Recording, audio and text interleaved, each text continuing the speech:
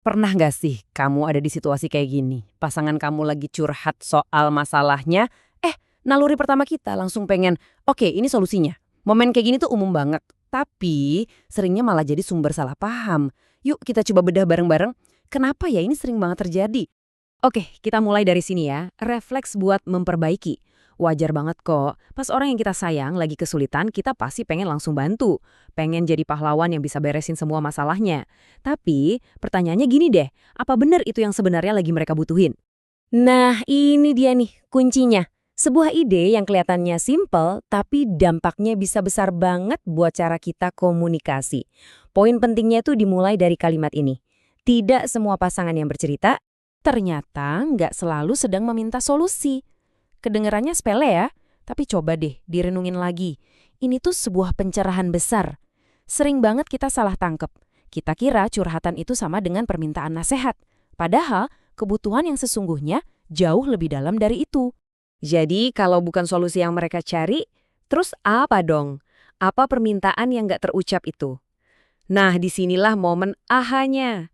Yuk kita bongkar bareng-bareng, apa sih yang sebetulnya tersembunyi di balik curhatan pasangan kita? Jawaban itu seringkali sederhana banget, tapi juga fundamental. Yang pertama adalah ini, mereka cuma pengen didengar. Benar-benar didengar loh, bukan sekedar dengerin kata-katanya, tapi ikut ngerasain emosi di baliknya. Tanpa disela, tanpa dijudge. Dan yang kedua, yang melengkapi semuanya adalah mereka ingin merasa dipahami. Ini tuh kebutuhan dasar kita semua sebagai manusia kan, merasa ada satu orang di dunia ini yang ngerti banget apa yang lagi kita rasain. Validasi dan empati itu kadang jadi hadiah paling berharga yang bisa kita kasih. Dan ini penting buat diingat ya, ini tuh bukan sekedar preferensi atau maunya pasangan kita aja. Kebutuhan buat didengar dan dipahami itu akarnya dalam banget loh. Ini adalah soal prinsip psikologis yang jadi fondasi utama dalam sebuah hubungan yang sehat. Konsep kuncinya itu namanya rasa aman emosional. Maksudnya gimana? Ya, itu adalah perasaan di mana kita ngerasa aman buat jadi diri kita sendiri, buat jadi rentan, buat ngungkapin emosi kita yang paling dalam, tanpa takut dihakimi, dicuekin, atau, nah ini dia, langsung diperbaiki. Ini adalah ruang aman tempat koneksi yang tulus bisa tumbuh. Jadi, poin paling krusialnya adalah ini. Pas emosi lagi tinggi-tingginya, kebutuhan utamanya itu bukan solusi kilat. Kebutuhan utamanya adalah perasaan aman dan nyambung. Ingat ya, koneksi itu harus selalu didahulukan sebelum koreksi. Oke, teorinya udah dapet nih. Sekarang pertanyaannya, gimana cara nerapinya di kehidupan nyata? Yuk, kita langsung masuk ke bagian praktisnya.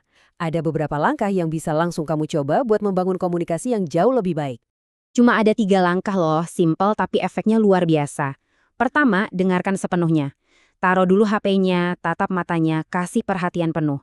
Kedua, validasi perasaannya. Coba deh bilang, aku ngerti banget kenapa kamu ngerasa gitu. Atau wajar banget sih kamu kesel. Dan yang ketiga, ini mungkin yang paling mengubah keadaan.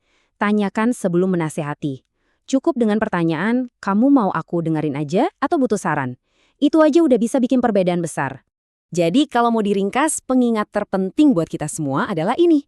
Sebelum kamu loncat kasih solusi, berhenti dulu sebentar. Ambil napas, dan yang paling penting, pastiin dulu pasangan kamu merasa benar-benar dipahami. Itulah fondasi dari semuanya. Nah, sebagai penutup, aku mau kasih satu pertanyaan buat kamu renungin. Lain kali saat pasanganmu datang dengan perasaan gundah, apa langkah pertamamu? Langsung masuk ke mode memperbaiki, atau kamu akan memilih untuk mendengarkan terlebih dahulu? Pilihanmu bisa mengubah dinamika hubunganmu selamanya.